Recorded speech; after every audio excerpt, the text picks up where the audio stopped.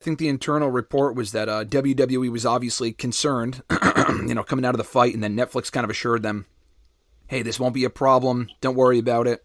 Probably just saying, listen, you're not going to have fucking 50, 60 million people watching your show, so it probably won't be an issue, like I said. But you did ask, like, where does Jake Paul go from here? What's next for him?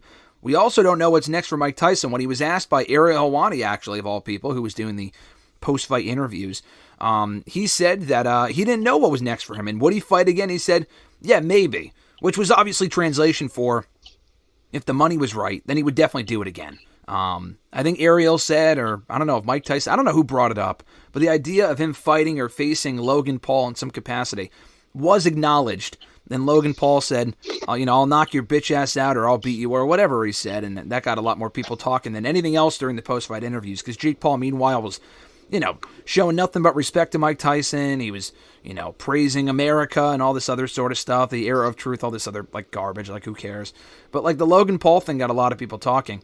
Now, that led to WrestleVotes the other day reporting that apparently WWE took notice of, obviously, the interest that a lot of people had in the fight, and everyone buzzing about Mike Tyson and Jake Paul, which probably won't be the case in even a week from now, but, people are still talking about it a couple days later. And, they were thinking maybe we could do something with the Paul brothers or Tyson or all three at WrestleMania next year, whether it be Logan and Tyson or Tyson and Jake Paul. Obviously not a match, I would think. I mean, Mike Tyson could barely fight at 58 years old. Obviously, WWE would be a fixed situation. It's a worked environment in pro wrestling. I don't think a match is necessary, but I could totally see, honestly, whatever buzz Tyson has left, the people tuned in to see him at Netflix, them building up something or doing some sort of a cameo with him at WrestleMania, especially with it being in Vegas, where he has a lot of history.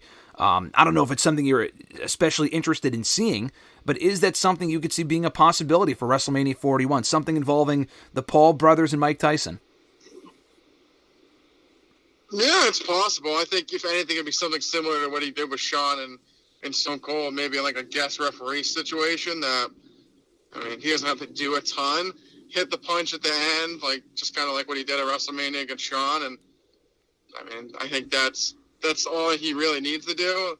At this point, he's pretty much at the tail end of his popularity. Without this whole Jake Paul thing, I feel like he was kind of irrelevant at this point, besides getting arrested and doing stupid shit. So, at this point, if you're going to try to capitalize on any buzz that he has left, it makes sense to do it this year. But like I said, I just special guest referee for me. Yeah, something along those lines I could totally see. Tyson's always been, an attraction in WWE when they first used him 25 years ago. Obviously they brought him back a few different times. AEW even attempted to use him a couple of years back during COVID. Didn't really go anywhere. They were teasing a Jericho-Tyson match that went nowhere, so I'm not even really sure what the point of that was. But yeah, I think using him for WrestleMania in some capacity with the Paul brothers, if Logan Paul already works there on a part-time basis, I don't see anything wrong with that. For as little as people, like the Paul brothers, they obviously garner enough interest for people to, be buzzing about their shit. Now, I don't know what Logan Paul's going to do when he comes back to WWE television. We haven't seen him since SummerSlam when he lost the United States Championship to LA Knight. Maybe a WrestleMania match with John Cena I could see being in the cards. They did say, though, I think Logan Paul did a post-fight podcast with his brother Jake, and I think he asked him if he would be interested in joining him in WWE. Jake went so far as to say, I wouldn't be interested in wrestling per se, but he would be interested in being like Logan Paul's manager, or like his Paul Heyman, his business manager, whatever the fuck he said.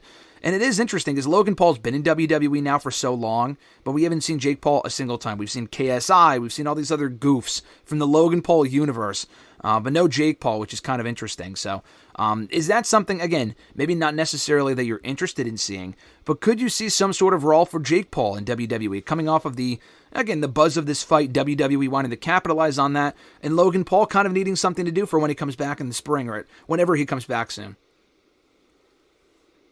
First I gotta defend I Show Speed. You gotta watch your lip. You said Jake Paul goofs. Big fan of I Show Speed, so watch your mouth on that one. With Jake, like you said, I think him as a manager, like a mouthpiece, would be better than him wrestling. So no tag team title run for the Paul brothers, you're saying? No, thank you.